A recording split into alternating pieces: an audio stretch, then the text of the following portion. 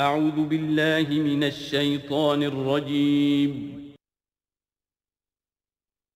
بسم اللہ الرحمن الرحیم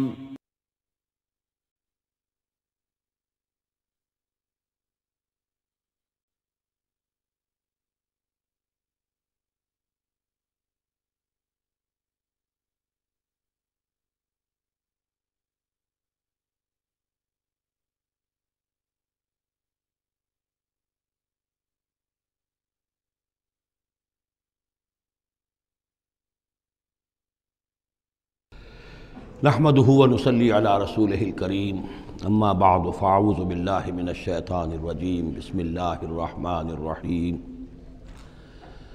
سبحان الذي أسرى بعبده ليلا من المسجد الحرام إلى المسجد الأقصى الذي باركنا حوله لنريه من آياتنا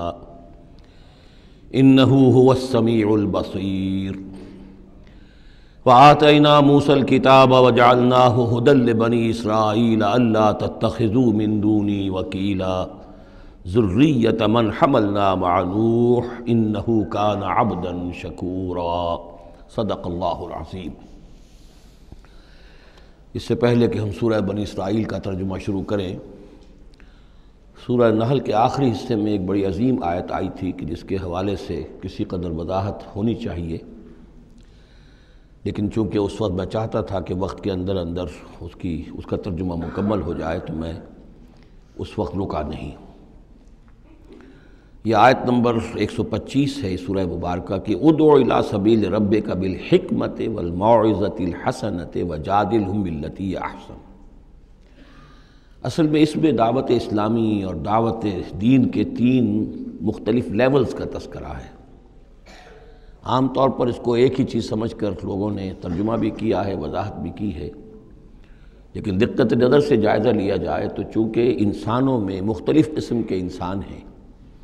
تو دعوت و تبلیغ کے بھی اسی اعتبار سے مختلف گوشے کہہ لیجئے، مختلف لیولز کہہ لیجئے۔ مثلا یہ کہ انسانوں میں ایک چھوٹی بڑی ہی مائنورٹی ہوتی ہے جن کو ہم انٹیلیجنسیا کہتے ہیں۔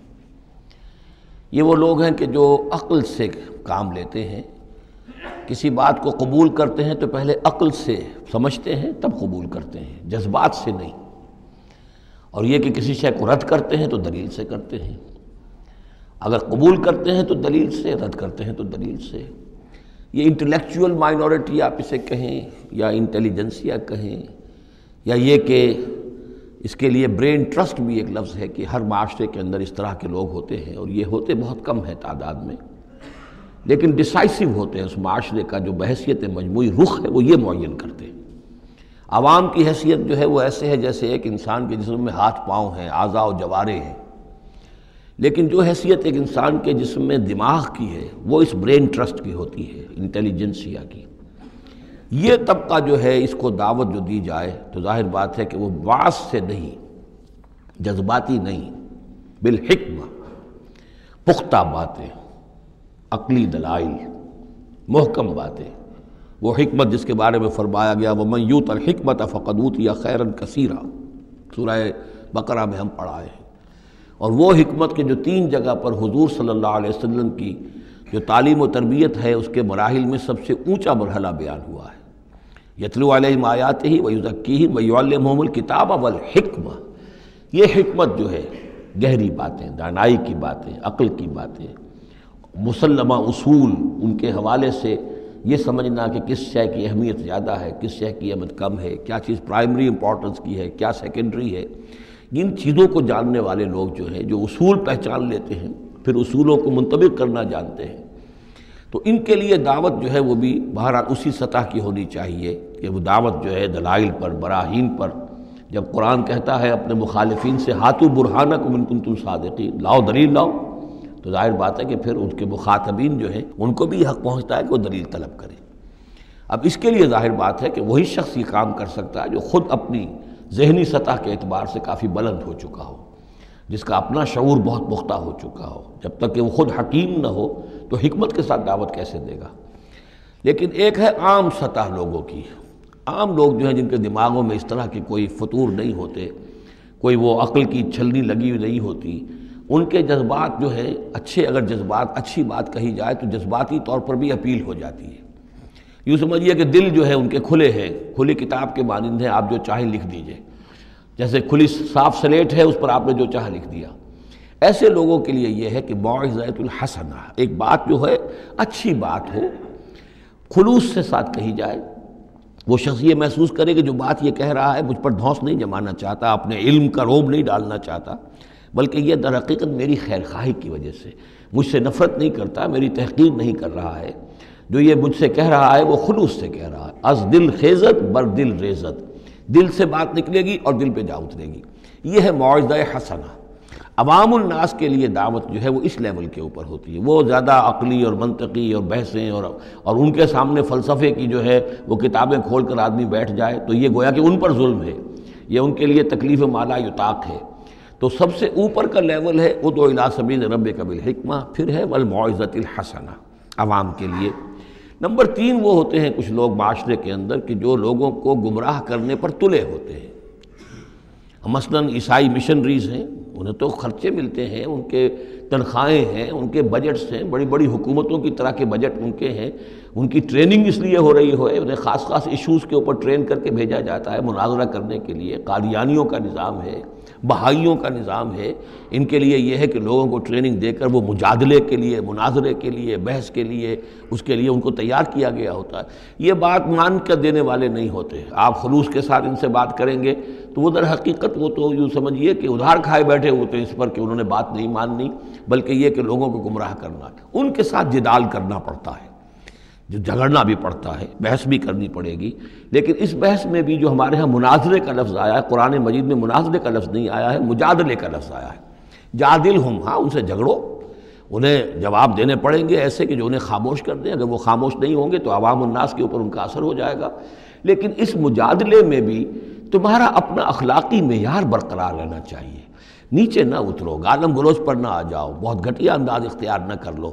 بلکہ جیسے کہا گیا کہ ان کے معبودوں کو گالیاں نہ دینی شروع کر دو، بلکہ یہ کہ اس میں بھی ہمیں آداب، اس کے اندر بھی آداب کو ملحوظ رکھتے ہوئے۔ تو یہ 3 لیولز ہیں، ادع الی سبیل ربک بالحکمۃ والموعظۃ الحسنۃ وجادلہم باللتی احسن۔ اب اس میں ہر ایک کے لیے پھر تیاری کرنی ہوگی۔ قادیانیوں سے مباحثے کرنے کے لیے ظاہر بات ہے عام آدمی نہیں کر سکتا جب تک کہ ان اسپیشل ایشوز کے اوپر اس کو صحیح جو ہے اس کو تعلیم نہ دے دی گئی ہو، اس کے اوپر تربیت نہ ہو گئی ہو۔ اور اسی طریقے سے جو بہائیوں نے کوئی مسائل اٹھائے ہوئے ہیں، منکرین حدیث نے کوئی اٹھائے ہوئے ہیں، تو اس طرح کے لیے جو ہے یہ 3 لیولز ہیں، ان کو سمجھ لیجیے۔ اب آئیے ہم سورہ بنی اسرائیل کی طرف چل رہے ہیں۔ یہ قرآن مجید کے وسط میں 2 عظیم خزانے ہیں حکمت قرآنی کے، سورہ بنی اسرائیل اور سورۃ الکہف، اور یہ نہایت حسین و جمیل جوڑا ہے۔ اس میں جوڑے ہونے کی جو نسبتیں ہیں، نسبت زوجیت، کیا کیا مشابہتیں ہیں، کس کس اعتبار سے کمپلیمنٹری ہیں، وہ تو ظاہر بات ہے کہ میں شروع میں زیادہ وقت نہیں لے سکتا، یہ تو دوران جب ہم ترجمہ کریں گے، پڑھیں گے، بات واضح ہو جائے گی۔ لیکن 1-2 موٹی موٹی باتیں دیکھ لیجئے۔ اس سورت کا آغاز ہو رہا ہے سبحان الذی اسریٰ بعبدہ، اللہ کی تسبیح کے ساتھ۔ سورہ کہف شروع ہوگی الحمدللہ الذی انزل علی عبدہ الکتاب، الحمدللہ، اور حدیث نبوی میں آیا ہے التسبیح نصف المیزان والحمدللہ تملؤہ، نظام جو میزان معرفت خداوندی ہے وہ آدھی ہو جاتی ہے تسبیح سے، سبحان اللہ کہنے سے، اور پر ہو جاتی ہے الحمدللہ کہنے سے۔ یہ دونوں مل کر گویا کہ معرفت خداوندی کا جو بھی انسان کے پاس ہو سکتا ہے اثاثہ اور جو پونجی ہو سکتی ہے اس کی تکمیل ہو جاتی ہے۔ یہ ہم آگے چل کر المسبحات میں اس مضمون پر تفصیلی گفتگو کریں گے، لیکن یہاں نوٹ کر لیجئے تسبیح سے شروع ہو رہی ہے سورہ بنی اسرائیل اور تحمید سے الحمدللہ الذی انزل علی عبدہ الکتاب۔ پھر یہ کہ یہاں ہے ذکر اللہ اپنے بندے کو لے گیا، وہاں ہے اللہ نے اپنے بندے پر کتاب اتاری، یہ گویا کہ ریسیپروکل معاملہ ہو رہا ہے۔ دونوں جگہ عبد کا لفظ آیا، رسول کا لفظ نہیں آیا۔ سبحان الذی اسریٰ بعبدہ، الحمدللہ الذی انزل علی عبدہ الکتاب۔ اس طرح آخر میں آپ دیکھیں گے 2 آیت قل سے شروع ہوتی ہے، قل الرحمن ایما تدعوا فلہ الاسماء الحسنی، اسی طریقے سے آخری آیت بھی ہے، اور پھر اسی طریقے سے سورہ کہف کی بھی آخری 2 آیتیں قل سے شروع ہوتی ہے۔ 4 قل ہیں، 4 قل تو سورتوں کے ہیں، قل یا ایھا الکافرون اور قل هو اللہ احد اور قل اعوذ برب الفلق اور قل اعوذ برب الناس، 4 قل بہت مشہور ہیں، لیکن یہ 4 قل جو ہیں، 2 آیتیں قل والی یہ سورہ بنی اسرائیل کی آیات ہیں، اور 2 آیتیں قل والی جو سورہ کہف نہایت عظیم آیات ہیں، اور ان دونوں میں بھی وہی ریسیپروکل نسبت ہوگی کی طرف کہ میں نے اشارہ کیا ہے۔ ایک اور خاص بات یہ ہے ان صورتوں میں کہ یہ اس طریقے سے انٹرلاکڈ ہے، جیسے ریل گاڑی کے 2 ڈبے ہوتے ہیں، ان کو جوڑا ہوا ہوتا ہے بیچ میں، انٹرلاکڈ ہوتے ہیں۔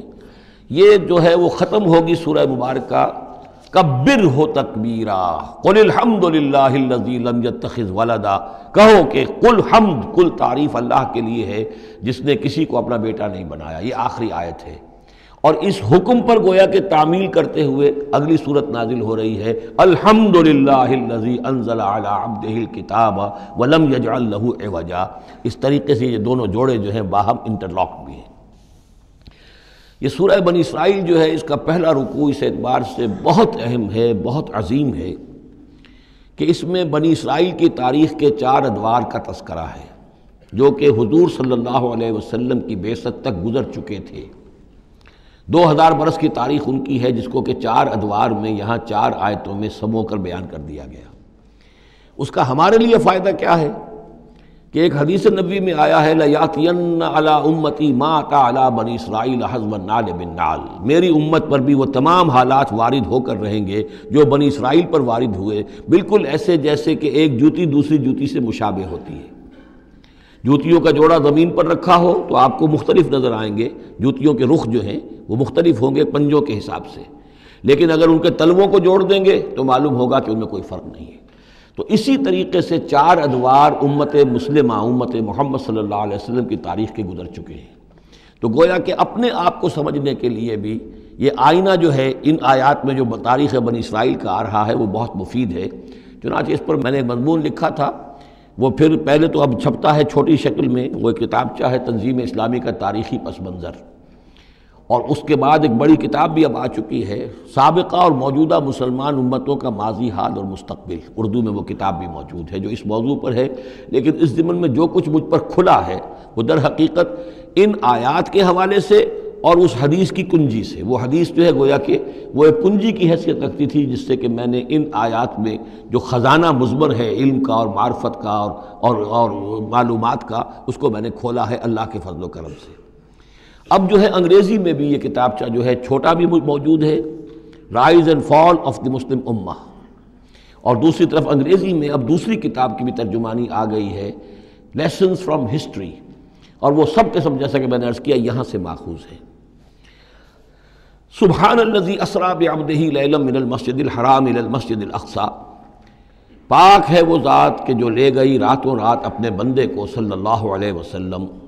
مسجد الحرام سے، یعنی مکہ مکرمہ خانہ کعبہ کے پاس سے، الی المسجد الاقصی، دور کی مسجد کی طرف، یعنی یروشلم، بیت مسجد اقصی جو کہ قبلہ رہا ہے بنی اسرائیل کا، الذی بارکنا حولہ، جس کے ماحول کو ہم نے بابرکت بنایا ہے۔ یہ بابرکت اس اعتبار سے بھی ہے کہ بہت ہی یعنی دنیاوی اعتبار سے بھی بہت زرخیز علاقہ ہے، بہت اچھی آب و ہوا ہے، اور اس اعتبار سے بھی کہ یہاں سینکڑوں نبی آئے ہیں، حضرت ابراہیم کا مدفن بھی وہیں ہے، حضرت ابراہیم کا مسکن وہ رہا ہے، بہت سے انبیاء وہاں رہے ہیں، اور یہ جو مرکز رہا ہے یروشلم کا، ہیکل سلیمانی، یہ نہ معلوم کتنے نیک لوگ جو ہیں یہاں رہے ہیں اور یہاں پر عبادتیں ہوتی رہی ہیں، تو وہ پورا ماحول جو ہے روحانی اعتبار سے بھی مادی اعتبار سے بھی بڑا بابرکت ہے۔ یہ اشارہ ہو رہا ہے معراج کے سفر کی طرف، جس کے 2 حصے ہیں، ایک حصہ زمینی اور حصہ پھر آسمان کی طرف۔ زمینی حصہ یہ ہے کہ مسجد حرام سے اور مسجد اقصی یروشلم تک حضور کو لے جایا گیا، اور اس کے بعد پھر وہاں سے جو ہے اسینٹ، جو اوپر اٹھنا جو ہے آسمانوں کی طرف کا سفر جو ہے وہ شروع ہوا ہے۔ قرآن مجید میں یہاں صرف اس پہلے حصے کا ذکر کیا ہے، اور اس کا خاص سبب کیا ہے؟ اس کا سبب یہ ہے کہ اب گویا کہ اعلان ہو رہا ہے کہ محمد الرسول اللہ صلی اللہ علیہ وسلم کو اللہ تعالیٰ ان دونوں دین کے جو توحید کے عظیم مراکز تھے ان کا متولی بنا رہا ہے، محمد کو اور ان کی امت کو صلی اللہ علیہ وسلم وعلیٰ صحابہ الصلاۃ والسلام۔ اس حوالے سے آپ کو وہاں لے جایا گیا، وہاں تمام انبیاء کرام ان کی ارواح وہاں جمع ہوئیں، جو بھی ان کو اللہ تعالیٰ نے اس کو جسد دیے ہوں گے، مثالی جسد دیے جن حقیقتوں کو ہم نہیں جان سکتے، یہ تمام جو ہے پھر متشابہات میں آ جائے گا۔ وہاں حضور نے ان کی امامت کی، پھر وہاں سے آسمان کی طرف آپ کا سفر کا جو ہے وہ عروج کا، معراج کا سفر شروع ہوا ہے۔ اس کا ذکر قرآن مجید میں اس دوسرے حصے کا جو ہے وہ پھر سورۃ النجم میں آئے گا مختصر طور پر، یہاں صرف اس کے زمینی حصے کا ذکر ہے۔ سبحان الذی اسریٰ بعبدہ لیلا من المسجد الحرام الی المسجد الاقصی الذی بارکنا حولہ لنریہ من آیاتنا، تاکہ ہم دکھائیں اسے، اپنے بندے کو، محمد کو صلی اللہ علیہ وسلم، اپنی آیات۔ انہ هو السمیع العلیم، یقیناً سمیع البصیر، یقیناً وہی اللہ ہے سب کچھ سننے والا، سب کچھ دیکھنے والا۔ اب اس کے بعد وہ جو مرکز تھا وہاں پر، چونکہ بنی اسرائیل کی تاریخ کا وہ مرکز رہا ہے، حضرت سلیمان علیہ السلام نے اس کو تعبیر کیا تھا، تو اب ان کی تاریخ کا حوالہ شروع ہو رہا ہے۔ وآتینا موسیٰ الکتاب، اور ہم نے موسیٰ کو کتاب دی تھی یعنی تورات، وجعلناہ ھدی لبنی اسرائیل، اور ہم نے اسے بنایا تھا ہدایت نامہ، رہنمائی بنی اسرائیل کے لیے۔ وہ ھدی للناس اس معنی میں نہیں تھی کہ تمام نوع انسانی کے لیے ہو، بلکہ وہ در حقیقت بنی اسرائیل کے لیے ہدایت نامہ۔ وجعلناہ ھدی لبنی اسرائیل اللہ تتخذوا من دونی وکیلا، اور اس کی تعلیم کا لب لباب اور خلاصہ، توحید کا اصل جو جوہر ہے، مغز ہے، وہ کیا ہے؟ اللہ کے سوا کسی کو کارساز نہ سمجھو، مت پکڑو کسی اور کو میرے سوا کارساز، کسی پر تمہارا بھروسہ، کسی پر توکل نہ ہو میرے سوا۔ یہ توحید کا لب لباب ہے اور خلاصہ ہے۔ ذریۃ من حملنا مع نوح، اے وہ لوگوں جو اولاد ہو ان کی جن کو ہم نے اٹھایا تھا نوح کے ساتھ، سوار کیا تھا کشتی میں نوح کے ساتھ۔ حضرت نوح علیہ السلام کے 3 بیٹے، سام، حام، یافس، اور ظاہر بات ہے سام ہی کی نسل ہے یہ کہ جس میں حضرت ابراہیم کی پیدائش ہوئی، اور انہی کی نسل ہے یہ بنی اسرائیل۔ تو گویا کہ یہاں ذکر ہو رہا ہے کہ وہ جو لوگ حضرت نوح علیہ السلام کے ساتھ بچا لیے گئے تھے ان کی کشتی میں، انہی میں سے ایک کی نسل تم ہو۔ ذریۃ من حملنا مع نوح انہ کان عبدا شکورا، یقیناً وہ ہمارا بہت ہی شکر گزار بندہ تھا حضرت نوح علیہ السلام کے بارے میں۔ وقضینا الی بنی اسرائیل فی الکتاب لتفسدن فی الارض مرتین، اور ہم نے یہ پہلے ہی متنبہ کر دیا تھا بنی اسرائیل کو کتاب میں کہ 2 مرتبہ تم زمین میں بڑا فساد بچاؤ گے، وَلَتَعْلُنَّ عُلُوًّا كَبِيرًا، اور بہت ہی تم سرکشی کرو گے، بہت بڑی سرکشی کرو گے۔ یعنی 2 ادوار تم پر ایسے آئیں گے، شرارتیں کرو گے، سرکشی کرو گے، دین سے دور ہو جاؤ گے، لہو و لعب میں مبتلا ہو جاؤ گے، عیاشیوں کے اندر، اور اس میں تمہارا جو ہے اللہ تعالیٰ کی طرف سے پھر تمہارے اوپر عذاب کے کوڑے برسیں گے۔ اب یہاں پہ بٹوین دی لائن یہ ہے کہ اس سے پہلے ان کا ایک دور آیا کہ جس کے اندر ان کو اللہ تعالیٰ نے ان پر رحمتیں فرمائیں، کیونکہ ہم کچھ چیزیں پڑھ چکے ہیں تاریخ بنی اسرائیل کے ضمن میں، وہ ذہن میں رکھیے۔ حضرت موسیٰ علیہ السلام لے کر نکلے بنی اسرائیل کو مصر سے، تو یہ 1400 قبل مسیح کی بات ہے۔ اس کے بعد وہ آئے ہیں، تورات انہیں ملی ہے جبکہ وہ جبل طور کے پاس پڑاؤ ڈالا ہے۔ وہاں سے پھر شمال مشرق کی طرف چلے ہیں، جب کہا گیا کہ جنگ کرو قوم نے انکار کر دیا، تو 40 برس تک کی سزا مل گئی ان کی بزدلی کی وجہ سے، 40 برس تک وہ اسی صحرا میں بھٹکتے پھرے۔ اسی دوران حضرت موسیٰ کا انتقال ہو گیا اور حضرت ہارون کا بھی انتقال ہو گیا۔ لیکن پھر صحرا میں جو نسل پیدا ہوئی وہ پلی بڑھی، وہ ہمت والی تھی، مشقت دیکھی ہوئی تھی اس نے پھر جنگ کی اور جہاد کیا۔ حضرت یوشع ابن نون جو خلیفہ اول تھے حضرت موسیٰ علیہ السلام کے، ان کی سرکردگی میں تو فلسطین فتح کر لیا۔ پہلا شہر جو فتح ہوا وہ اریحا یا جریکو ہے، تو آج بھی موجود ہے وہ شہر۔ اس کے بعد انہوں نے کچھ عرصے کے اندر پورا فلسطین فتح کر لیا، لیکن غلطی یہ کی کہ اس میں ایک مرکزی حکومت نہیں بنائی، بہت سے 12 حکومتیں، 12 قبیلے تھے، جیسے 12 چشمے ان کو دیے گئے تھے، 12 حکومتیں بنا لی۔ پھر آپس میں لڑنے بھی لگے، طوائف الملوکی ہوئی۔ تو آس پاس کے جو مشرک اور کافر قومیں تھیں سیریا وغیرہ میں اور آس پاس اردن کے رہنے والی، انہوں نے پھر جو ہے ان کے اندر ریشہ دوانی شروع کی، اور ایک دور یہ آیا کہ اس میں ان کو بہت سے لوگوں کو اپنے گھروں سے نکال دیا گیا، اور وہ لوگ بڑی ہی زوال سے دوچار ہو گئے۔ تب انہیں ہوش آیا، انہوں نے سموئیل نبی جو ان کے تھے ان سے کہا کہ ہمارے لیے سپہ سالار مقرر کیجئے، ایک سپہ سالار ہو تاکہ اس کے پیچھے ہم سب کے سب 12 کے 12 قبیلے جمع ہو کر جنگ کریں، تو پھر یہ کہ اپنے دشمنوں پر فتح حاصل ہو۔ یہ وقفہ تقریباً 300 برس کا ہے، جس کے بعد وہ جنگ ہوئی ہے طالوت اور جالوت کی، اور حضرت طالوت نے جالوت کو قتل کیا۔ پھر حضرت داؤد منظر پر آ گئے، پھر طالوت، حضرت داؤد اور حضرت سلیمان، یہ 3 ان کی حکومتیں ہیں تقریباً 100 برس پر پھیلی ہوئی۔ 16 برس طالوت کے، 40 برس حضرت داؤد کے، 40 برس حضرت سلیمان کے۔ یہ گویا کہ ان کی خلافت راشدہ ہے۔ جیسے ہمارے یہاں حضرت ابوبکر کا دور مختصر ہے، پھر حضرت عمر، پھر حضرت عثمان رضی اللہ تعالی عنہم، یہ مل کر جو ہمارے ہاں بنتے ہیں 24 برس 3 خلافتوں کے، ان کے ہاں یہ 100 برس کا عرصہ ہے۔ لیکن حضرت عثمان کے بعد آپ کو معلوم ہے کہ تقسیم ہو گئی تھی مملکت، اس لیے کہ حضرت علی رضی اللہ تعالی عنہ کی خلافت کو حضرت امیر معاویہ نے تسلیم نہیں کیا، تو شام اور مصر کے علاقے علیحدہ رہے۔ بالکل اسی طرح ہوا وہاں پر بھی کہ حضرت سلیمان کے بعد ان کے 2 بیٹوں میں جو مملکت تقسیم ہو گئی، ایک شمالی مملکت تھی جس کا نام اسرائیل تھا اور سامریہ اس کا دارالخلافہ تھا، ایک جنوبی تھی یہودا اور وہ اس کا جو ہے یا یروشلم اس کا دارالخلافہ۔ تو اس طریقے سے 2 ملک یہ بن گئے۔ یہ زمانہ ان کا ابھی عروج کا بہرحال ہے، کچھ کئی 100 برس ان کے عروج کے گزرے، پھر ان میں خرابیاں آئیں، پھر ان کے اندر شرک، مشرکانہ اوہام آ گئے، دنیا پرستی آ گئی، شریعت کا مذاق بنانا ہو گیا معاملہ، تو پھر ان پر زوال آیا۔ پہلا زوال جو آیا، پہلے اسیرینز نے شمالی مملکت جو تھی اسرائیل کی اس کو ختم کر دیا۔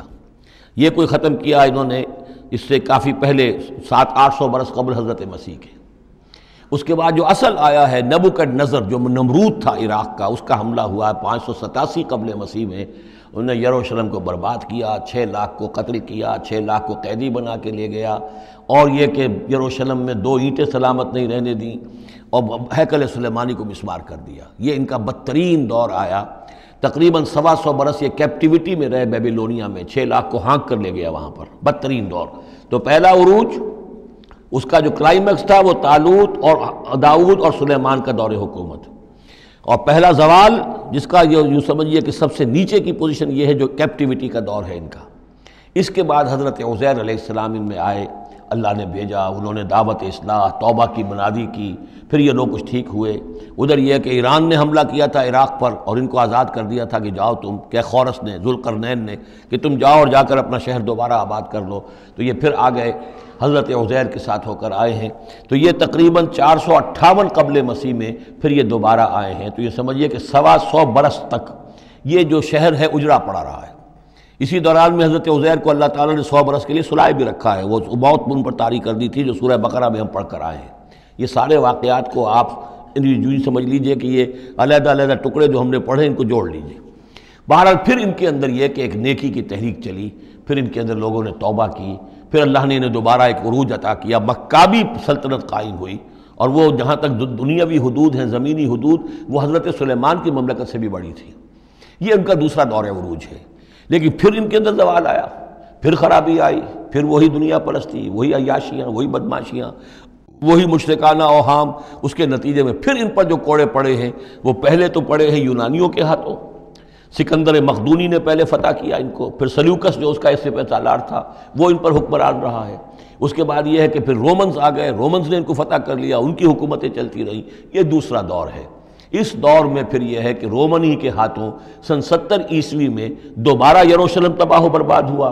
1,33,000 یہودی ایک دن میں قتل کیے، پھر دوبارہ وہ ٹیمپل یا ہیکل سلیمانی جو دوبارہ تعمیر کر لیا تھا حضرت عزیر کے بعد، پھر وہ مسمار کر دیا گیا، اور وہ آج تک مسمار پڑا ہوا ہے۔ اور گویا کہ حضور صلی اللہ علیہ وسلم کی بعثت کے وقت 500 برس ہو چکے تھے اس کو مسمار ہوئے ہوئے۔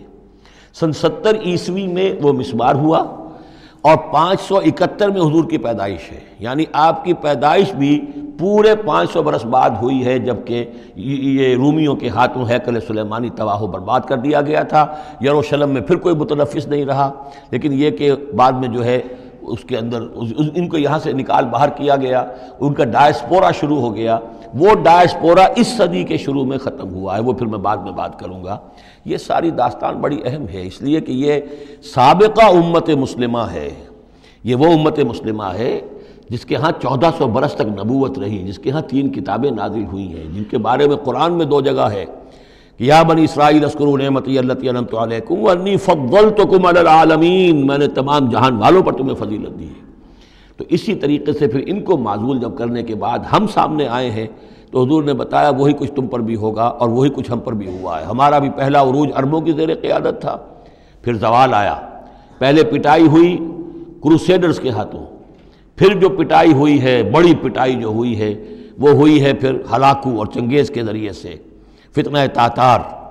اس کے بعد پھر جو ہے وہ قیادت بدل گئی، عربوں کی قیادت کے بجائے ترکوں کی قیادت آ گئی۔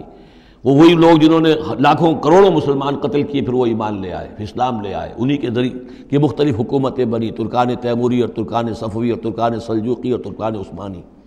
لیکن اس کے بعد پھر ان پر بھی زوال آیا، وہ ہم نے دیکھ لیا اس صدی میں گریٹ اوٹومان امپائر جو ہے اس صدی کے شروع میں ختم ہو گئی، اور ہم پر بھی جو دوسرا جو دور آیا عذاب کا، وہ یورپ کی قوموں کے ذریعے سے آیا۔ کہیں انگریز آ گئے، کہیں فرانسیسی آ گئے، کہیں اطالوی آ گئے، کہیں اسپینیئرز آ گئے، کہیں ڈچ آ گئے۔ تو جیسے کہ یہودیوں پر بھی دوسرا عذاب جو آیا تھا وہ گریکس اور رومنز کے ہاتھوں، اسی طریقے سے مسلمانوں پر بھی دوسرا زوال کا دور جو آیا ہے وہ یورپین کولونیل پاورز کے ہاتھوں آیا۔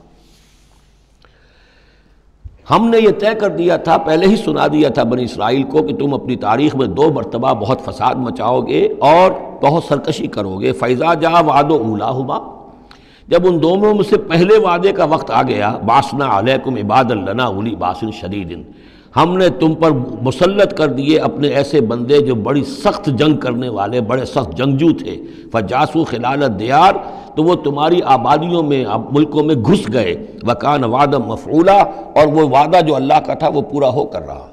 یعنی جب تم شرارت کرو گے، جب تم دین سے برگشتہ ہو جاؤ گے، جب تم اللہ کی کتاب کو اور اللہ کے قانون کو جو ہے وہ مذاق اور ہنسی بنا لو گے، تو پھر تم پر ہمارے عذاب کے کوڑے پڑیں گے۔ یہ میں بتا چکا ہوں، پہلے یہ کوڑے آئے اسیرینز کے ہاتھوں جنہوں نے ختم کر دیا اسرائیلی مملکت کو، پھر یہ آئے نیبوکڈنیزر کے ہاتھوں، بیبیلونینز کے ہاتھوں، جس نے کہ یروشلم کو بھی برباد کیا، 6 لاکھ کو قتل کیا، 6 لاکھ کو ساتھ لے گیا اور ہیکل سلیمانی مسمار کر دیا۔ ثم رددنا لکم الکرۃ علیہم، پھر ہم نے تمہاری باری لوٹائی ان پر۔ پھر اللہ تعالیٰ نے ان کو پھر ایک مرتبہ پھر وہ دی، سہارا دیا، چاہے وہ سہارا ایرانیوں کی وجہ سے ہوا کہ خورس یا سائرس ذوالقرنین، اس نے اب عراق پر حملہ کیا اور پھر یہاں پہ ان کو اجازت دے دی کہ تم چلے جاؤ اور جا کر اپنا شہر دوبارہ آباد کر لو، تو یہ واپس آئے۔ ثم رددنا لکم الکرۃ علیہم، پھر ہم نے تمہاری باری لوٹائی دی ان پر، وامددناکم، اور تمہاری مدد کی، بے اموال کے ذریعے سے بھی، وبنینا، اور اولاد بیٹوں کے ذریعے سے بھی، وجعلناکم اکثر نفیرا، اور پھر ہم نے تمہیں بنا دیا ایک کثیر تعداد والی قوم، تم پھلے پھولے پھر ایک بڑی پراسپرس قوم بن گئے۔ ان احسنتم احسنتم لانفسکم، تم نے اگر کوئی بھلائی کمائی تو اپنے نفس کے لیے بھلائی کمائی، اپنے لیے کمائی، اپنے فائدے کے لیے۔ وَإِنْ أَسَأْتُمْ فَلَهَا، اور اگر کوئی برا کام کیا تو وہ بھی اپنے لیے کیا، اس کا وبال تم پر دنیا میں بھی آیا اور آخرت میں بھی اس کا عذاب آئے گا۔ فَإِذَا جَاءَ وَعْدُ الْآخِرَةِ، جب وہ دوسری مرتبہ کی وہ سرکشی اور تمرد اور شیطنت تمہاری اور تمہارا جو ہے دین سے برگشتگی کا دور آیا، تو دوسرے وعدے کا وقت آیا، لِيَسُوءُ وُجُوهَكُمْ، یہاں وہ الفاظ محذوف سمجھیے، بَعَثْنَا عَلَيْكُمْ عِبَادًا لَنَا أُولِي بَأْسٍ شَدِيدٍ، وہ گویا کہ الفاظ یہاں ریپیٹ نہیں کیے گئے۔ دوبارہ پھر ہم نے تمہارے اوپر ایسے زوردار لوگوں کو مسلط کیا، لِيَسُوءُ وُجُوهَكُمْ، تاکہ وہ تمہارے چہروں کو بگاڑ دیں، تمہارے حلیے بگاڑ دیں۔ وَلِيَدْخُلُوا الْمَسْجِدَ كَمَا دَخَلُوهُ أَوَّلَ مَرَّةٍ، اور وہ داخل ہوں مسجد میں، یعنی مسجد اقصیٰ میں، ہیکل سلیمانی میں، جیسے کہ وہ داخل ہوئے تھے پہلی مرتبہ۔ جیسے بے حرمتی کی تھی بیبیلونینز نے بیت المقدس کی اور ہیکل سلیمانی کی، ایسی ہی بے حرمتی پھر کی ہے ٹائٹس رومی نے سن 70 عیسوی میں اس ہیکل کی بھی، اور ہیکل کو مسمار کر دیا۔ لِيَدْخُلُوا الْمَسْجِدَ كَمَا دَخَلُوهُ أَوَّلَ مَرَّةٍ وَلِيُتَبِّرُوا مَا عَلَوْا تَتْبِيرًا، اور یہ کہ تباہ و برباد کر دیں ہر اس شے کو جس کے اوپر بھی ان کو اختیار اور قبضہ حاصل ہو جائے۔ عَسَىٰ رَبُّكُمْ أَن يَرْحَمَكُمْ، یہ دور گزر چکے 2000 برس، یعنی ان کا سیکنڈ جو سمجھیے کہ زوال کی انتہا تھی وہ چلی آ رہی تھی 500 برس سے محمد الرسول اللہ صلی اللہ علیہ وسلم کی بعثت کے وقت تک۔ ایک عروج، ایک زوال، پھر عروج، پھر زوال، اور زوال کو 500 برس ہو گئے تھے جب کہ حضور کی بعثت ہوئی اور یہ قرآن نازل ہوا۔ ان حالات میں کہا جا رہا ہے عسیٰ ربکم ان یرحمکم، تمہارا رب اب بھی تم پر رحم فرمانے کو تیار ہے، ممکن ہے کہ تمہارا رب تم پر رحم کرے۔ وَإِنْ عُدْتُمْ، اگر تم نے وہی روش اختیار کی، وہی کفر کیا، وہی حق کو ماننے سے انکار کیا اور اعراض کیا، عدنا، پھر ہم وہی کچھ کریں گے جو ہم نے پہلے کیا تھا۔ وَجَعَلْنَا جَهَنَّمَ لِلْكَافِرِينَ حَصِيرًا، اور ہم نے کافروں کے لیے جہنم کو تو باڑا بنا رکھا ہے، جیل تو بنا رکھی ہے ہم نے جو ان سب کا احاطہ کر لے گی۔ جس طرح کہ جانوروں کے باڑے میں بند کر دیا جاتا ہے، اسی طریقے سے قید خانہ ہم نے تیار کر رکھا۔ آخرت کا قید خانہ تو ہے ہی، اس دنیا میں بھی تم پر عذاب کے کوڑے برسیں گے۔ ان ھذا القرآن یہدی للتی ہی اقوم، دیکھو اب یہ قرآن جو ہم نازل کر رہے ہیں اپنے بندے محمد پر صلی اللہ علیہ وسلم، یہ گویا کہ اب شاہ درا ہے، اللہ کی رحمت میں داخل ہونا ہے تو اس سے داخل ہونا ہوگا، اس کو مانو تو تمہارے لیے اللہ کی رحمتوں کے دروازے پھر کھل جائیں گے۔ جو بھی اللہ نے وعدے کیے ہیں اپنے اس آخری نبی اور ان کی امت کے لیے، تم بھی اس میں شامل ہو جاؤ گے، انہی کی برکتوں سے تم بھی حصہ پاؤ گے۔ ان ھذا القرآن یہدی للتی ہے اقوم، یقیناً یہ قرآن ہے جو اب راستہ دکھا رہا ہے اور رہنمائی کر رہا ہے اس راہ کی طرف جو سب سے سیدھی ہے، اقوم۔ وَيُبَشِّرُ الْمُؤْمِنِينَ، اور بشارت دیتا اہل ایمان کو، الَّذِينَ يَعْمَلُونَ الصَّالِحَاتِ، جو نیک عمل بھی کریں، أَنَّ لَهُمْ أَجْرًا كَبِيرًا، کہ ان کے لیے بہت بڑا اجر ہے، وَأَنَّ الَّذِينَ لَا يُؤْمِنُونَ بِالْآخِرَةِ۔ اب دیکھیے جہاں بھی وہ بات آتی ہے عمل کی خرابی کی تو ایمان بالآخرہ کا تذکرہ، اور وہ لوگ کہ جو ایمان نہیں رکھتے آخرت پر، آتدنا لہم عذابا علیما، ان کے لیے تو ہم نے فراہم کیا ہوا ہے دردناک عذاب۔ یہ پہلا رکوع 10 آیات کا بہت ہی اہم ہے تاریخی اعتبار سے، اور اس کو سمجھنا چاہیے۔ یہ خد و خال یہ ہماری ہی گویا کہ امت مسلمہ ایک ہم ہیں، الحمدللہ امت محمد میں شامل ہے، لیکن یہ بھی ایک امت مسلمہ تھی، یہ سابقہ امت مسلمہ ہے، اور ابھی یہ ختم نہیں ہوئی ہے، موجود ہے۔ اگر ڈپوزڈ ہے، معزول کر دی گئی ہے، وہ دوسری بات ہے، اور تقریباً 2000 برس سے یہ بڑے سختیوں کے اندر تھی، لیکن اب تقریباً 100 برس سے یہ ابھر کر آ گئی ہے، اور یوں سمجھیے کہ اب 2 پتنگیں اوپر چڑھ رہی ہیں۔ ایک سابقہ امت مسلمہ کی 1917 سے چڑھنی شروع ہوئی، بالفور ڈکلریشن، 1948 میں اسرائیل بن گیا، 1967 میں اسرائیل کی جو توسیع ہو گئی، 1991 میں آپ کو معلوم ہے کہ جو اس کا اربوں میں ایک ہی دشمن ہو سکتا تھا جس سے اسے خطرہ تھا، عراق، اس کا برکس نکال دیا گیا۔ اب وہ اس پورے علاقے کے اندر تو ایک اتنی بڑی طاقت ہے کہ کسی عرب ملک کے اندر یہ جرت نہیں ہے کہ وہ اسرائیل کا مقابلہ کر سکے۔ لیکن یہ کہ امت مسلمہ میں بھی رینائسنس شروع ہوا ہے،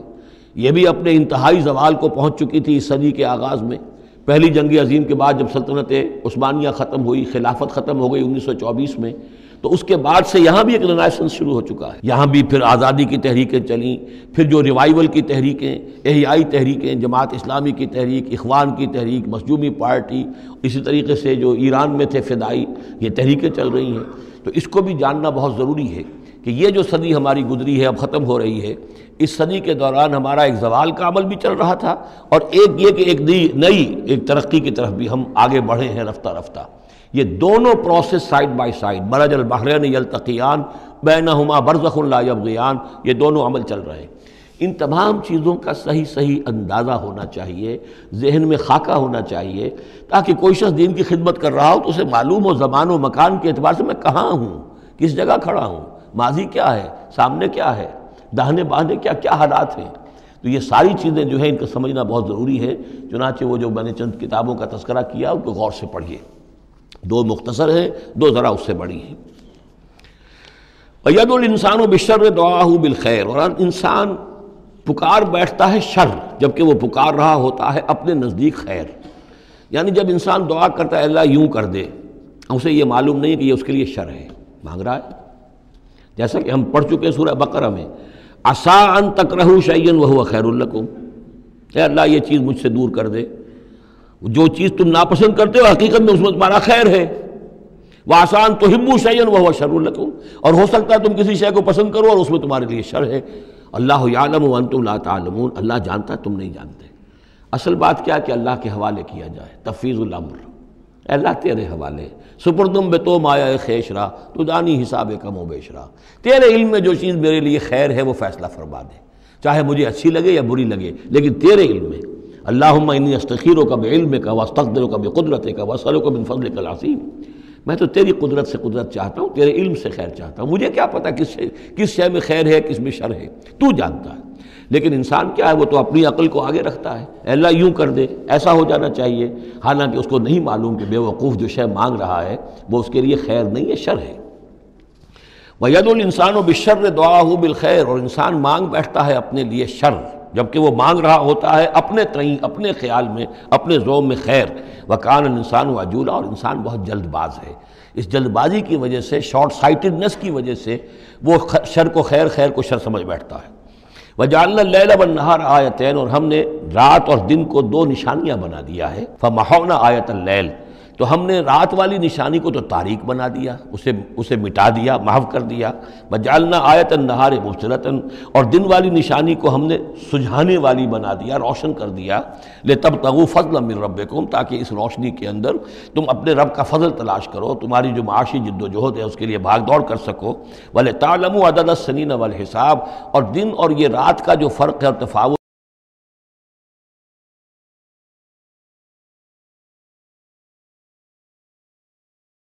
نظام الاوقات ہے، ایک دن ایک رات ایک دن ہو گیا، پھر ایک دن ایک رات، اس طرح بڑھتے بڑھتے پھر ہفتہ بنتا ہے، جو پھر اس کے بعد جو ہے وہ مہینہ اور سال۔ وَكُلَّ شَيْءٍ فَصَّلْنَاهُ تَفْصِيلًا، اور ہم نے ہر چیز کو پوری طرح کھول کھول کر بیان کر دیا ہے۔ وَكُلَّ إِنسَانٍ أَلْزَمْنَاهُ طَائِرَهُ فِي عُنُقِهِ، اور ہر انسان کے ہم نے چپکا دیا ہے اس کی قسمت یا اس کی نحوست یا اس کی خوشبختی یا اس کی جو بھی ہے بدقسمتی، یہ سب چیزیں انسان کی اپنی گردن میں ہم نے کہیں چپکا دی ہیں۔ اب اللہ جانے کہ یہ کوئی واقعتاً اس کی کوئی مادی حقیقت بھی ہے، شاید کوئی گلینڈ ایسا ہو جو ابھی تک ہمارے ڈسیکشن میں نہ آیا ہو، کوئی بہت ہی مائکروسکوپک ہو، اور اس میں کوئی بڑا ہی یوں سمجھیے کہ مائکروسکوپک کمپیوٹر اللہ نے لگا رکھا ہے۔ یہ سب ہو سکتا ہے، کچھ ممکن نہیں کہ پھر ہمیں کہیں معلوم ہو کہ یہاں پر کوئی چیز ہے، اونوقی اس کی گردن میں کوئی شے ہے کہ جو ہم نے وہاں پہ لٹکا دی ہے۔ وَكُلَّ إِنسَانٍ أَلْزَمْنَاهُ طَائِرَهُ، طائر کا لفظ جو آتا ہے عام طور پر تو نحوست کے لیے آتا ہے،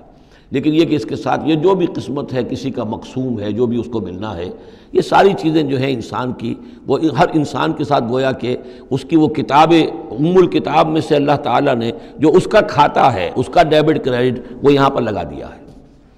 وَنُخْرِجُ لَهُ يَوْمَ الْقِيَامَةِ كِتَابًا يَلْقَاهُ مَنشُورًا، اور ہم نکال لیں گے اس کے لیے قیامت کے دن اسے ایک کتاب کی شکل میں جسے وہ پڑھے گا، کھلی ہوئی کتاب۔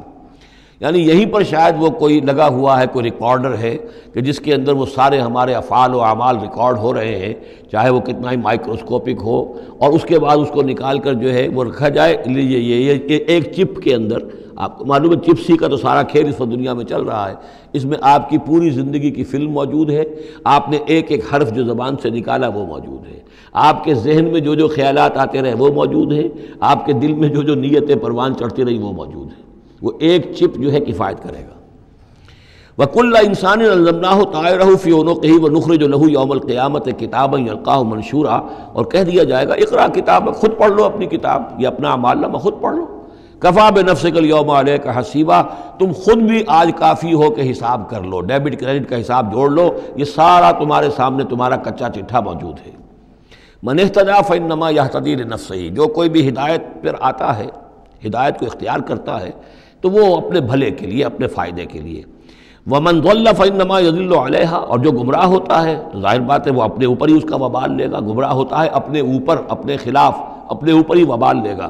وَلَا تَزِرُ وَازِرَةٌ وِزْرَ أُخْرَىٰ، اور دیکھو نہیں ہوگی کوئی جان اٹھانے والی کسی اور کے جان کے بوجھ کو، ہر ایک کو اپنا بوجھ خود اٹھانا ہے، جو بھی آپ کے اعمال کا انبار ہے وہ آپ کے کندھوں پر ہوگا، کوئی اور نہیں اٹھا سکے گا۔ وَمَا كُنَّا مُعَذِّبِينَ حَتَّىٰ نَبْعَثَ رَسُولًا وَمَنْ ضَلَّ وَلَا تَزِرُ وَازِرَةٌ وِزْرَ أُخْرَىٰ وَمَا كُنَّا مُعَذِّبِينَ حَتَّىٰ نَبْعَثَ رَسُولًا، یہ میں نے پہلے بھی حوالہ دیا تھا آج، یہ اللہ کی سنت رہی ہے کہ کسی قوم کے اوپر عذاب ہلاکت، عذاب استیصال، چھوٹے عذاب تو آتے رہتے تھے، لیکن یہ کہ بڑا عذاب جس سے کہ قوم کو نسیہ منسیہ کر دیا جائے، جیسے قوم نوح اور قوم ہود اور قوم صالح پر آئے وغیرہ، ان کے بارے میں اللہ کا قانون یہ ہے کہ جب تک رسول کو نہ بھیج دیا جائے، رسول حق کا حق ہونا واضح نہ کر دے، کوئی اشتباہ نہ رہے، حق مبرہن ہو جائے، اتمام حجت ہو جائے، رسلا مبشرین و منذرین لئلا یکون للناس علی اللہ حجت بعد الرسل، پھر اس کے بعد عذاب آتا تھا۔ وما كنا معذبین حتی نبعث رسولا، ہم عذاب دینے والے نہیں رہے ہیں جب تک کہ رسول نہ بھیج دیں۔ وَإِذَا أَرَدْنَا أَن نُهْلِكَ قَرْيَةً أَمَرْنَا مُتْرَفِيهَا، اور جب ہم فیصلہ کر لیتے تھے کہ کسی بستی کو یا کسی علاقے کے رہنے والوں کو ہلاک کرنا ہے تو پھر ہم کھلی چھوٹ دے دیتے تھے اس کے جو مرفہ الحال لوگ ہوتے تھے، دولت والے، پیسے والے، ان کی رسی دراز کرتے تھے، فَفَسَقُوا فِيهَا، وہ خوب ادھم مچاتے تھے، فسق و فجور، لہو و لعب، عیاشیاں، بدماشیاں، اس کا بازار گرم کر دیتے تھے۔ فحق علیہ القول، یہاں تک کہ وہ گویا کہ بھٹی پوری طرح دہک جاتی تھی اور وہ بستی یا وہ علاقہ جو عذاب الہی کا پورے طور پر مستحق ہو جاتا تھا۔ وحق علیہ القول فدمرناها تدمیرا، تو پھر ہم اسے، اس بستی کو اکھاڑ کر پٹخ دیتے تھے، اللہ کی طرف سے عذاب آ جاتا تھا۔ یعنی یہ بتایا جا رہا ہے کہ عذاب آنے میں سب سے بڑا حصہ جو ہوتا ہے کسی قوم کے سرمایہ داروں کا ہوتا ہے، ان کی رنگ رلیاں، ان کے جو بھی ان کے عیش اور ان کی عیاشیاں اور ان کی بدماشیاں جو ہیں، در حقیقت وہ عوام اگر روک نہیں رہے تو وہ بھی مجرم ہو گئے۔ ہاں جو روکنے والے ہیں، نہیں منکر کرنے والے، ان کو اللہ تعالیٰ بچا لیتا ہے، ورنہ یہ کہ جن لوگوں نے ان کو روکا نہیں، گویا کہ وہ انہی کے حکم میں ہیں۔ وَكَمْ أَهْلَكْنَا مِنَ الْقُرُونِ مِنْ بَعْدِ نوح، اور کتنی ہی نسلوں اور قوموں کو ہم نے ہلاک کیا ہے نوح کی قوم کے بعد۔ وَكَفَى بِرَبِّكَ بِذُنُوبِ عِبَادِهِ خَبِيرًا بَصِيرًا، اور آپ کا رب کافی ہے لوگوں کے گناہوں سے واقف ہونے کے اعتبار سے، وہ جانتا ہے۔ کفا بربک بذنوب عبادہ خبیرا بصیرا، خبیر اور بصیر ہونے کے اعتبار سے خوب جانتا ہے کس نے کیا کمایا ہے، کس نے کون کون سے گناہ جو ہیں اپنے نامہ اعمال میں درج کرائے ہیں۔ یہ جو اب آیتیں آ رہی ہیں یہ اس موضوع پر، اگرچہ یہ موضوع جو ہے قرآن مجید میں بار بار آتا ہے، لیکن یہ مقام اس موضوع کے لیے ذروۂ سنام ہے قرآن کا، چوٹی یہ ہے اس موضوع پر۔ وہ موضوع کیا ہے؟ من کان یرید العاجلۃ عجلنا لہ فیہا ما نشاء لمن نرید، جو کوئی عاجلہ کا طلبگار بنتا ہے، اس دنیا ہی کا طالب ہے، یہیں کا عیش، یہیں کا آرام، یہیں کی دولت، یہیں کا نام، یہیں کی شہرت، یہیں کا اقتدار، بس یہیں کا چاہیے، یہی چاہیے۔ من کانا یرید العاجلۃ، جو ارادہ کر رہا ہے اسی کا، عجلنا لہ فیہا، تو ہم جلد دے دیتے ہیں اسے اس میں سے، کچھ دولت دے دیں گے، کچھ اور شہرت دے دیں گے، کچھ دنوں کے لیے وزیر اعظم بنا دیں گے، کچھ اور کر دیں گے، ان کی محنت جو ہے اس کو کسی نہ کسی درجے میں کامیاب کر دیں گے، لیکن دو شرطوں کے ساتھ۔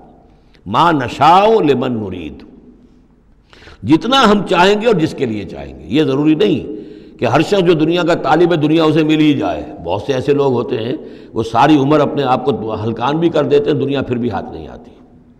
ایسا بھی ہوتا ہے۔ یہ اللہ کا فیصلہ ہوتا ہے، جتنا ہم چاہتے ہیں، جس کو چاہتے ہیں، دنیا میں اس کی محنت کا نتیجہ دے دیتے ہیں۔ من کان یرید العاجلۃ عجلنا لہ فیہا ما نشاء لمن نرید ثم جعلنا لہ جہنم،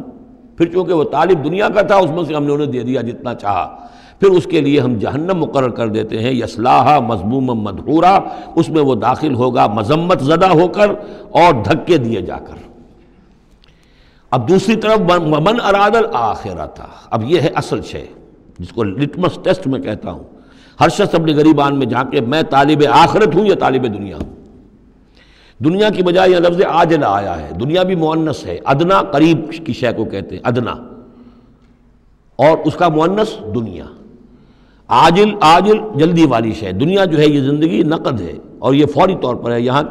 کی جو راحت ہے وہ بھی نقد ہے، یہاں کی تکلیف ہے وہ بھی نقد ہے، فوری طور پر محسوس ہو جاتی ہے۔ آخرت کی راحت بھی ابھی وہ بعد میں آنے والی شے ہے، اور وہاں کا عذاب بھی بعد میں آنے والا، اس لیے وہ آخرہ ہے۔ تو آخرہ کے مقابلے میں یا دنیا کا لفظ آئے گا یا عاجلہ کا لفظ آئے گا۔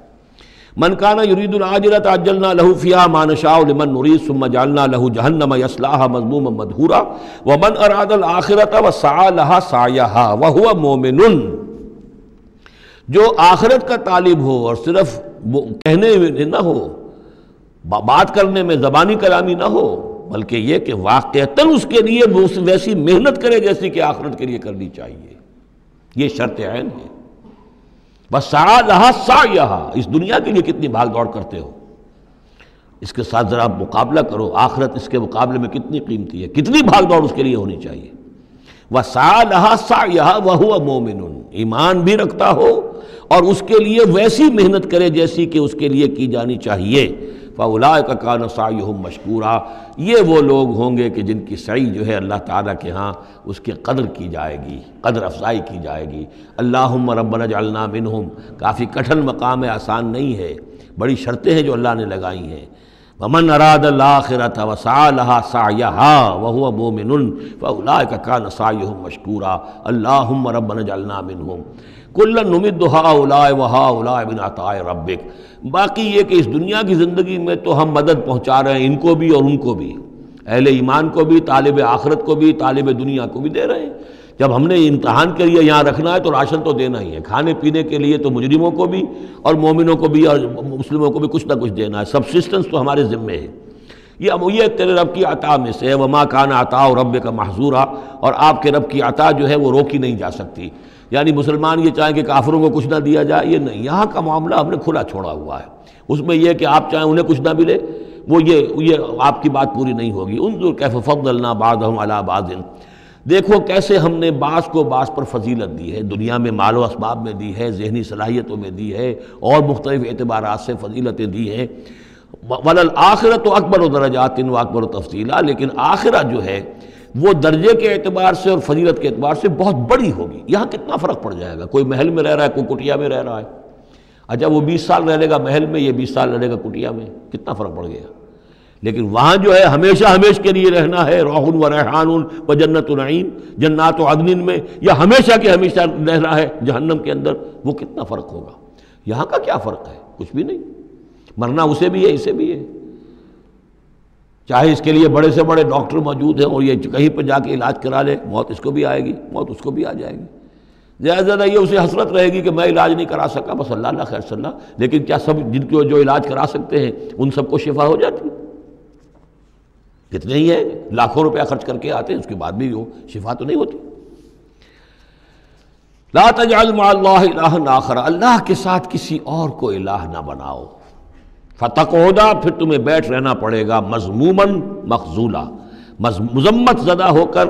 اور اللہ کی جناب سے بے توفیق بنا کر۔ اللہ تعالیٰ جو ہے خذلان الہی، مخذولا، بے یار و مددگار چھوڑ دے گا۔ پھر اس کے بعد یہ 2 رکوع جو ہیں یہ بہت اہم ہیں، جیسا کہ میں نے عرض کیا تھا، یہ حضرت عبداللہ ابن عباس رضی اللہ تعالیٰ عنہما کے نزدیک یہ تورات کی تعلیم کا نچوڑ ہے، 10 commandments, the Quranic version of 10 commandments. تورات میں جو احکام 10 آئے تھے اس کا یہ قرآنک ورژن ہے جو یہاں پر آ رہا ہے۔ اس کا خلاصہ ہم پہلے پڑھ چکے ہیں سورہ انعام کے آخری حصے میں، یہاں ذرا وہی باتیں ہیں کہ ذرا تفصیل سے آئی ہیں۔ وَقَضَىٰ رَبُّكَ أَلَّا تَعْبُدُوا إِلَّا إِيَّاهُ، تیرے رب نے فیصلہ کر دیا ہے کہ نہیں پوجو گے سوائے اس کے کسی کو۔ وَبِالْوَالِدَيْنِ إِحْسَانًا، اور اللہ کے اور والدین کے ساتھ احسان، نیک سلوک۔ یہ چوتھا مقام آ گیا جہاں کہ اللہ، تیسرا مقام آیا ہے، چوتھا مقام سورہ لقمان میں آئے گا، اللہ کے حقوق کے فوراً بعد والدین کے حقوق۔ اما یبلغن عندک الکبر، اگر پہنچ ہی جائیں وہ دونوں بڑھاپے تک تمہارے پاس، احدہما، وہ اکیلے، کوئی ایک ان میں سے، او کلاہما، یا دونوں، یعنی والدین اس بڑھاپے کی اور ضعیفی کی عمر کو پہنچ گئے، یا والد فوت ہو گئے والدہ ضعیفی کی عمر کو پہنچ گئی، یا والدہ فوت ہو گئی والد ضعیفی کی عمر کو پہنچ گئے، یا دونوں کے دونوں ضعیفی کی عمر کو پہنچ گئے۔ اما یبلغن عندک الکبر احدہما او کلاہما فلا تقل لہما اف، تو انہیں اف تک مت کہو، جھڑکنا نہیں، ولا تنہرہما، ان کو جھڑکو مت، وقل لہما قولا کریما، ان سے بات کرو نرمی کے ساتھ، ادب کے ساتھ۔ کسی وقت ان کی بات ٹالنی بھی پڑ جاتی ہے، ابا جان یہ بات تو میں نہیں کر سکتا، میری مجبوری ہے، لیکن سختی کے ساتھ نہیں۔ ایسی بات نہ ہو کہ جس سے ان کا دل دکھے کہ آج یہ میرے سامنے سینہ تان کر بات کر رہا ہے، کل یہی تھا وہ جو چھوٹا چھوٹا سا لپٹتا تھا میری ٹانگوں میں آ کر، اور وہ یہی ہے جسے میں گود میں لیے پھرتا تھا، یہ دل دکھے نہ۔ وَاخْفِضْ لَهُمَا جَنَاحَ الذُّلِّ مِنَ الرَّحْمَةِ، یہ آگے جو میں نے کہا تھا والدین کے لیے بھی اپنے بازوؤں کو، کندھوں کو عاجزی کے ساتھ ان کے سامنے جھکا کر رکھو، سینہ تان کر بات نہ ہو ان سے، بات جب بھی ہو معلوم ہو کہ جھکے ہوئے ہیں، ان کا ادب کر رہے ہیں۔ وَقُلْ رَبِّ ارْحَمْهُمَا كَمَا رَبَّيَانِي صَغِيرًا، اور دعا کیا کرو کہ اے میرے رب ان پر رحم فرما دونوں پر، جیسے کہ انہوں نے ہمیں پالا، مجھے پالا جبکہ میں چھوٹا سا تھا، میں تو سب سے زیادہ ضعیف تھا، کمزور تھا، میرے لیے غذا کا، میرے آرام کا، مجھے تکلیف ہو تو تڑپتے یہ تھے، تو اے پروردگار اب ان کے احسانات کا میں کیا بدلہ چکا سکتا ہوں، میں تجھ ہی سے درخواست کرتا ہوں کہ جو کچھ احسانات انہوں نے مجھ پر کیے ہیں تو ان کو، ان کے طفیل، تو ان کی خطائیں بخش دے اور ان پر رحم فرما۔ وَقُلْ رَبِّ ارْحَمْهُمَا كَمَا رَبَّيَانِي صَغِيرًا، ربکم عالم بما فی نفوسکم، تمہارا رب واقف ہے خوب جو کچھ تمہارے دلوں میں ہوتا ہے۔ ان تکونوا صالحین فإنہ کان للأوابین غفورا، اگر تم واقعی نیک ہوگے تو یقیناً اللہ تعالیٰ تم میں سے جو واقعی اللہ کی طرف رجوع کرنے والے ان کے لیے غفور ہے۔ اس میں اشارہ ہے کسی وقت بوڑھے والدین، جیسے کہ ہم پڑھ آئے کہ لا یعلم من بعد علم شیئا، وہ کبھی بچوں کی سی آتیں نوت کر آتی ہیں، پھر کبھی وہ ایسی باتیں کہتے ہیں کہ جو نہیں کی جا سکتی، کہیں روکنا بھی پڑتا ہے، ٹوکنا بھی پڑتا ہے، لیکن یہ کہ اگر مجبوراً کہیں ایسی بات کرو اور کرو ادب کے ساتھ، سختی نہ ہو، تو پھر یہ کہ اللہ تعالیٰ جانتا ہے تمہاری نیت کو، کہ تم اگر اپنے والدین کی یہ بات نہیں مان پا رہے ہو، تمہاری مجبوری ہے، وہ تم جانتے ہو، اللہ تعالیٰ کے علم میں ہے، تو اللہ غفور اور رحیم ہے۔ وَآتِ ذَا الْقُرْبَىٰ حَقَّهُ، اور قرابت داروں کو بھی ان کا حق ادا کرو۔ والمسکین اور مسکین کو، وابن السبیل اور مسافر کو، ولا تبذر تبذیرا اور نام و نمود کے لیے اپنی دولت مت اڑاؤ۔ تبذیر جو ہے اسراف سے بہت بڑا جرم ہے۔ اسراف یہ ہے کہ ضرورت میں ضرورت سے زائد خرچ کیا جائے۔ کھانا آپ کی ضرورت ہے، وہ کھانا ایک سالن روٹی سے بھی آپ کی غذا پوری ہو سکتی ہے، لیکن 4 کھانے، یہ اسراف ہے۔ کپڑا آپ کی ضرورت ہے لیکن وارڈروب بھری ہوئی ہیں کپڑوں سے، یہ اسراف ہے۔ جتنے آپ کے لیے لازم ہے، ضروری ہے، وہ رکھیے۔ اور تبذیر یہ ہے کہ بلا ضرورت خرچ کرنا، صرف نام و نمود کے لیے، اپنی دولت کی نمائش کے لیے، شادیوں پر خرچ ہو رہا ہے اور کس قدر ہو رہا ہے، دھوم دھڑکا ہے، کوئی اس کی ضرورت نہیں ہے، یہ ہے تبذیر۔ ولا تبذر تبذیرا، اپنی دولت کو نام و نمود کے لیے مت اڑاؤ۔ ان المبذرین کانوا اخوان الشیاطین، یقیناً یہ مبذرین جو ہیں، یہ فضول خرچی کرنے والے، بیکار دولت اڑانے والے، اپنی دولت کی نمائش کے لیے، یہ شیطانوں کے بھائی ہیں۔ یہ کیوں ہے؟ یہ بات جب میری سمجھ میں آئی تھی تو بہت قرآن مجید کے ایک اعجاز کا ایک پہلو مجھ پر منکشف ہوا تھا کہ وہ جو آیت ہم پڑھ چکے سورہ مائدہ میں، شیطان کیا چاہتا ہے؟ انما یرید الشیطان ان یوقع بینکم العداوۃ والبغضاء فی الخمر والمیسر، شیطان یہ چاہتا ہے کہ تمہارے مابین دشمنی پیدا کرے، بغض پیدا کر دے شراب اور جوئے کے ذریعے سے۔ وہی بغض اور دشمنی جو ہے وہ اس سے پیدا ہوتی ہے کہ کسی سیٹھ صاحب کی بیٹی کی شادی ہے اور اس پر جو کچھ ہو رہا ہے، وہ جو پوری کوٹھی جو ہے وہ بنی ہوئی ہے، بقائے نور بنی ہوئی ہے اور دھوپ دھڑ رہا ہے۔ اچھا اسی سیٹھ صاحب کا کوئی شوفر بھی ہوگا، کوئی پہرے دار ہوگا، کوئی مالی ہوگا، کوئی اس کا خانسامہ ہوگا، اس کی بچی شاید بوڑھی ہو رہی ہو، اس کے ہاتھ پیلے نہیں ہو رہے ہیں، کیا ہوگا اس کے دل میں؟ کیا چھریاں نہیں چل رہی ہوں گی اس کے دل میں؟ کیا پھر محبت پیدا ہوگی یا نفرت پیدا ہوگی؟ پھر تو ایسا ہوگا کہ جب اس کا داؤ چلے گا، یہ پیٹ پھاڑے گا اپنے اس سیٹھ کا اور لے کر جائے گا۔ یہ ہے وہ دشمنی ڈالنے والی بات، تبذیر جو ہے، جس سے کہ دشمنی پیدا ہوتی، طبقاتی شعور پیدا ہوتا ہے، ہیوز اور ہیو ناٹس کے درمیان ایک جو خلیج ہے وہ زیادہ سے زیادہ جو ہے گہری اور چوڑی ہوتی چلی جاتی ہے۔ وَكَانَ الشَّيْطَانُ لِرَبِّهِ كَفُورًا، اور یقیناً شیطان اپنے رب کا بہت ہی ناشکرا تھا۔ وَإِمَّا تُعْرِضَنَّ عَنْهُمْ ابْتِغَاءَ رَحْمَةٍ مِّن رَّبِّكَ تَرْجُوهَا، اور اگر تمہیں اعراض کرنا ہی پڑ جائے ان سے، یعنی قرابت دار ہے، کوئی اور آپ سے کوئی سائل آ گیا ہے، کوئی اور ہے جو آپ سے کوئی مدد چاہ رہا ہے، اگر آپ کو اعراض کرنا ہی پڑ جائے، کیوں؟ ابتغاء رحمت من ربک ترجوہا، کہ خود تم اپنے رب کی رحمت کے ابھی امیدوار ہو، یعنی اس وقت تمہارے پاس کچھ نہیں ہے، تم بھی امید میں ہو کہ اللہ تعالیٰ تمہیں بھی نواز دے، تمہارے پاس کچھ نہیں ہے، تو اگر اپنے قرابت داروں سے یا ان سے اعراض کرنا پڑ رہا ہے، فَقُلْ لَهُمْ قَوْلًا مَيْسُورًا، تو بات ان سے وہ کرو کہ جو بڑی نرم ہو، شرافت کے ساتھ، انہیں جھڑکو نہیں۔ وَلَا تَجْعَلْ يَدَكَ مَغْلُولَةً إِلَىٰ عُنُقِكَ، اور نہ تو اپنے ہاتھ کو باندھ لو اپنی گردن کے ساتھ، یہ اصل میں کنایا ہے، استعارہ ہے بخل سے، کہ ہاتھ بندھا ہوا ہے، اس ہاتھ سے کچھ نکل ہی نہیں سکتا، کسی کو کچھ خیر جو ہے وہ مل ہی نہیں سکتا۔ وَلَا تَبْسُطْهَا كُلَّ الْبَسْطِ، اور نہ ہی ہاتھ کو کھول دو پورا کا پورا، یعنی یہ کہ بسا اوقات انسان کے اندر نیکی کا جذبہ اتنا جوش کھاتا ہے کہ سب کچھ اللہ کی راہ میں دے کر خود فقیر ہو جائے، یہ بھی نہیں، بلکہ یہ کہ ایک اعتدال کی رعایت ہونی چاہیے۔ فَتَقْعُدَ مَلُومًا مَحْسُورًا، ایک وقت میں جذبات کے رو میں آ کر تو یہ سب کچھ کر بیٹھے، اور بعد میں تم جو ہے بیٹھے رہو گے الزام کھائے ہوئے اور ہارے ہوئے، اور پھر ہو سکتا ہے کہ الٹا یہ خیال ہو کہ کیا حماقت میں کر بیٹھا، مجھے جو ہے ذرا اس میں اعتدال کی روش اختیار کرنی چاہیے تھی۔ اس میں بسا اوقات ایسا ہوتا ہے کہ انسان یہ سمجھتا ہے کہ یہ غریب آدمی میرا رشتہ دار جو ہے، میں اس کی کسی نہ کسی طریقے سے اب اس کے حالات بگڑے ہوئے ٹھیک کر ہی دوں، لہٰذا وہ اپنی امکانی حد تک مدد کر رہا ہے، لیکن حالات ٹھیک نہیں ہو رہے اس کے، تو فرمایا ان ربک یبسط الرزق لمن یشاء ویقدر، یہ جو ہے کسی شخص کے اوپر رزق کا کشادہ ہو جانا اور کسی کے اوپر رزق کی تحقیق ہو جانا، یہ تمہارے اختیار میں نہیں ہے، یہ تیرے رب کے اختیار میں ہے، اللہ کے اختیار میں ہے، لہذا اپنا سا فرض ادا کرو جو تم کر سکتے ہو، معقول طریقے سے، معتدل طریقے سے، متوازن طریقے سے وہ کرو، تم یہ نہ سمجھو کہ تم کسی کے حالات کو بدلنے پر قادر ہو۔ ان ربک یبسط الرزق لمن یشاء ویقدر، یہ تو تیرا رب ہی ہے کہ جو کھول دیتا ہے رزق جس کے لیے چاہتا ہے، کشادہ کر دیتا ہے اور تنگ کر دیتا ہے جس کے لیے چاہتا ہے۔ انہ کان بعبادہ خبیرا بصیرا، یقیناً وہ اپنے بندوں کے حق میں اپنے بندوں سے پوری طرح باخبر ہے اور ان کے حالات کو دیکھ رہا ہے۔ ولا تقتلوا اولادکم خشیۃ املاق، اور اپنی اولاد کو قتل مت کرو مفلسی کے اندیشے سے۔ اب یہ جو ہمارے ہاں برتھ کنٹرول کی پوری تحریک ہے پوری دنیا میں، اور مالتھوس صاحب کے زمانے سے جو تحریک چلی تھی، اور یہ کنٹرول جو ہے آبادی کا، پاپولیشن کنٹرول، تو اگرچہ ہم یہ تو نہیں کہہ سکتے کہ اس کی ساری شکلیں حرام مطلق ہیں، بعض شکلیں اس کی جائز ہیں، اور اس کے لیے ہم صرف یہ کہہ سکیں گے کہ وہ مکروہات میں شامل ہیں، لیکن یہ کہ ایک تحریک کی حیثیت سے در حقیقت یہ نفی ہے ایمان کی۔ اللہ پر توکل نہیں ہے، اللہ کے رازق ہونے پر بھروسہ نہیں ہے، اپنے حساب کتاب کو جوڑ رہے ہو، تمہیں کیا پتہ اللہ کے خزانے کون کون سے ہیں؟ ابھی کچھ عرصے پہلے ہمیں پتہ ہی نہیں تھا کہ سمندر کے اندر سے کیا کچھ غذا نکل آئے گی اور کتنی عمدہ غذا ہوگی۔ یہ گوشت جو آپ کو سمندر سے ملتا ہے یہ کس قدر عمدہ ہے صحت کے لیے۔ باقی جو گوشت ہم کھاتے ہیں اوپر سے ریڈ میٹ، اس کے اندر کیا کیا ہیزرڈز ہیں اور کیا کیا خرابیاں ہماری صحت کے لیے، اور یہ جو ہے جو ہمیں ملتا ہے سمندر سے یہ کس قدر عمدہ ہے، لحمن طریہ جو ہم پڑھ چکے ہیں، تو معلوم نہیں تھا۔ اسی اعتبار سے جان لیجئے کہ تم اپنی اولاد کو قتل نہ کرو، اگرچہ جو بھی یعنی یوں سمجھیے کہ کنٹراسیپٹیو میتھڈز جو ہیں اس کے اوپر قتل کا اطلاق تو نہیں ہوگا، البتہ یہ کہ اگر باقاعدہ ایبارشن ہوتی ہے تو وہ تو یقیناً قتل ہی کے زد میں آئے گی۔ وَلَا تَقْتُلُوا أَوْلَادَكُمْ خَشْيَةَ إِمْلَاقٍ نَحْنُ نَرْزُقُهُمْ وَإِيَّاكُمْ، ہم ہی ان کو بھی رزق پہنچائیں گے اور تمہیں بھی ہم دیتے ہیں۔ تم سمجھتے ہو کہ تمہیں رزق خود اپنے ذریعے سے مل رہا ہے، یہ رزق ہم نے ہے جو تمہیں دیا ہے۔ إِنَّ قَتْلَهُمْ كَانَ خِطًا كَبِيرًا، یقیناً ان کو قتل کرنا جو ہے بہت بڑی خطا ہے۔ وَلَا تَقْرَبُوا الزِّنَا، اور زنا کے قریب تک مت جاؤ۔ اب یہاں پر یہ نہیں کہا کہ زنا مت کرو،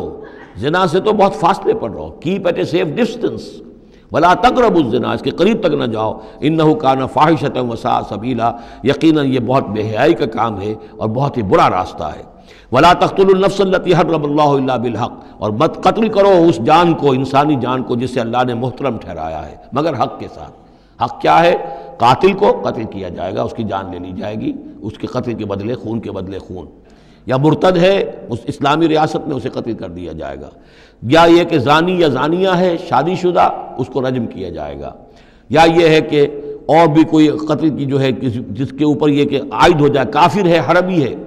ہر کافر نہیں، جس کے ساتھ اعلان جنگ ہے اسے قتل کیا جائے گا، یہ ہے بالحق۔ ومن قتل مظلوما، اور جسے قتل کر دیا گیا مظلوم طور پر بغیر یعنی کسی حق کے ظلم سے، فقط جعلنا لولیہ سلطانا، تو اس کے ولی کو ہم نے ایک اختیار دیا ہے، اس کے اختیار ہے اب جو مقتول ہے اسلامی قانون میں اس کے ورثاء کو اختیار حاصل ہے، چاہے تو وہ قاتل کی جان لے لیں، اصرار کریں اس پر کہ ہم خون کا بدلہ خون، جان کا بدلہ جان لیں گے، چاہے اسے معاف کر دیں، اور چاہے تو خون بہا لے کر اور جو رقم لے کر جو ہے اس کو معاف کر دیں۔ یہ تین شکلیں ہیں، لیکن اختیار ان کے پاس ہے، حکومت کے پاس نہیں ہے، کوئی جج یہ فیصلہ نہیں کر سکتا، کوئی صدر مملکت جو ہے اس کا مختار نہیں ہے، جو ہمارے دستور میں ان کو اختیار دے رکھا ہے وہ اسلام کے صریح منافی ہے۔ یہ تو در حقیقت اختیار ہے صرف مقتول کے ورثاء کا۔ فلا یسرف فی القتل، تو وہ بھی قتل میں حد سے تجاوز نہ کرے، یہ نہ کرے کہ ایک آدمی قتل کیا اس کے قبیلے والوں نے ہم ان کے 10 قتل کریں گے، نہیں، یہ نہیں، بلکہ یہ کہ ایک قاتل جو ہے در حقیقت قتل کے بدلے اسی قاتل کی جان لی جائے گی۔ انہو کانا منصورا، اس کی مدد کی جائے گی، یعنی جو بھی مقتول کے ورثاء ہیں ان کی مدد کی جائے گی۔ ریاست کا کام یہ ہے کہ وہ قاتل کو تلاش کرے، قاتل کو پکڑے، مقدمہ چلائے، اس پر ثبوت فراہم کرنا، یہ سارا ریاست کا کام ہے، لیکن مقدمے میں مدعی ریاست نہیں ہے۔ ہمارے ہاں غلطی یہ کہ اسٹیٹ ورسس وہ قانون جو مقدمہ بنتا ہے اس میں مدعی حکومت ہوتی ہے، یہ نہیں ہے، ریاست نہیں ہے، بلکہ مدعی جو ہے وہ مقتول کے ورثاء ہیں اسلام میں قتل کے مقدمات میں۔ ولا تقربوا مال الیتیم الا بالتی احسن، یہ آیت ہم پہلے بھی پڑھ چکے ہیں، اور یتیم کے مال کے قریب تک بھی مت آؤ مگر بہترین طریقے سے، اس کی حفاظت کرو اور اس کو سنبھال کر رکھو، اس کو ضائع نہ کرو، اسے کھانے اور ہڑپ کرنے کی کوشش نہ کرو، حتیٰ یبلغ اشدہ، یہاں تک کہ وہ اپنی پوری قوت کو پہنچ جائے، پوری جوانی کو پہنچ جائے، سمجھ کو پہنچ جائے، بالغ ہو جائے۔ وَأَوْفُوا بِالْعَهْدِ، اور عہد کو پورا کرو، ان العہد کان مسئولا، یقیناً عہد جو ہے معاہدہ جب بھی ہو جائے اس کے بارے میں مسئولیت ہے، اللہ کے ہاں جواب دہی کرنی پڑے گی، باس پرس ہوگی۔ وَأَوْفُوا الْكَيْلَ إِذَا كِلْتُمْ، اور جب بھی تم ماپو تو پورا ماپو، پیمانہ پورا بھرو۔